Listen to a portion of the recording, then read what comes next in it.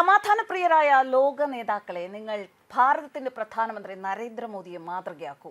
Hamas ആക്രമിച്ചപ്പോൾ ആദ്യം വിളിച്ചത് മോദിജിയാണ്. അദ്ദേഹം എപ്പോഴും ഇസ്രയേലിനൊപ്പം നിന്നു. അദ്ദേഹത്തിന്റെ സൗഹൃദത്തെ ഇസ്രയേൽ വിലമതിക്കുന്നു. മോദി എന്ന സമാധാനപ്രിയനെ കുറിച്ച് വിശേഷണങ്ങൾ അക്കമിട്ട് നിരത്തി ഇസ്രയേൽ അംബാസിഡർ. അക്രമരഹിതമായ ഒരു ലോകം കെട്ടിപ്പടുക്കാനുള്ള ഇസ്രയേലിന്റെ ശ്രമങ്ങളിൽ പങ്കാളിയാകാൻ ലോകത്തുള്ള എല്ലാ നേതാക്കളെയും ക്ഷണിച്ചിരിക്കുകയാണ് ഇസ്രയേൽ.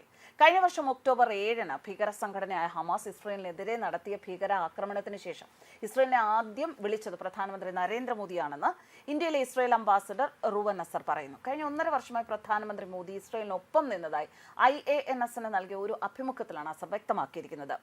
പ്രധാനമന്ത്രി മോദിയുടെ സൗഹൃദത്തെ ഇസ്രയേൽ വിലമതിക്കുന്നുവെന്നും ഭാവിയിൽ ഇന്ത്യയും ഇസ്രയേലും പല കാര്യങ്ങളിലും സഹകരിക്കുമെന്നും അദ്ദേഹം പറഞ്ഞു.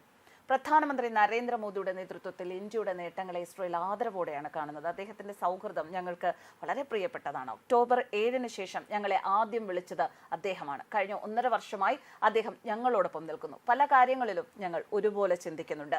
ഞങ്ങൾ കാര്യങ്ങളെ സമാനമായ രീതിയിൽ കാണുന്നു. ഞങ്ങൾക്ക് സമാനമായ വെല്ലുവിളികളുണ്ട്. അതിനാൽ വരും വർഷങ്ങളിൽ ഞങ്ങൾക്ക് ഒരുമിച്ച് കൂടുതൽ കാര്യങ്ങൾ ചെയ്യാൻ സാധിക്കുമെന്ന് എനിക്ക് ഉറപ്പുണ്ട്, അസർ പറഞ്ഞു. ഇതിനു പുറമെ അക്രമരഹിതമായ ഒരു ലോകം സൃഷ്ടിക്കാനുള്ള ഇസ്രയേലിന്റെ ശ്രമങ്ങളെ പിന്തുണയ്ക്കാൻ ഇന്ത്യക്കകത്തും പുറത്തുമുള്ള നേതാക്കളോട് അസർ അഭ്യർത്ഥിച്ചു.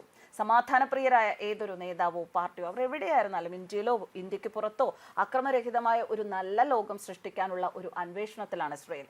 അതിന് ഞങ്ങളോടൊപ്പം ചേരുമെന്ന് പ്രതീക്ഷിക്കുന്നു എന്നാണ് അദ്ദേഹം പറഞ്ഞത്. ജൂതഭൂരിപക്ഷ രാജ്യമാണ് ഇസ്രയേൽ. ഇസ്രയേൽ സന്ദർശിച്ചിട്ടുള്ള ആദ്യ ഇന്ത്യൻ പ്രധാനമന്ത്രിയാണ് നരേന്ദ്രമോദി. ഐ ഫോർ ഐ, കണ്ണിന് കണ്ണ് എന്നുള്ള ഇംഗ്ലീഷ് പ്രയോഗമാണ് ഇത് എന്ന് ആദ്യം തോന്നാമെങ്കിലും India for Israel, Israel for India എന്നതാണ് പ്രധാനമന്ത്രി നരേന്ദ്രമോദി നൽകുന്ന വിശേഷണം.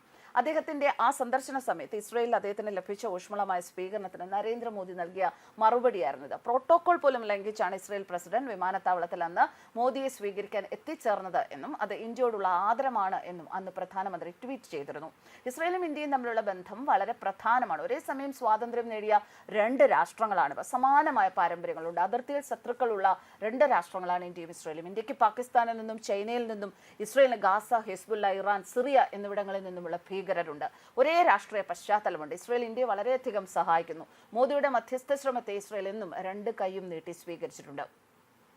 1950 ഇന്ത്യ ഇസ്രയേലിനെ അംഗീകരിച്ചു. എന്നാൽ താമസിയാതെ ഐക്യരാഷ്ട്രസഭയിൽ അതിനെതിരെ വോട്ട് ചെയ്തു.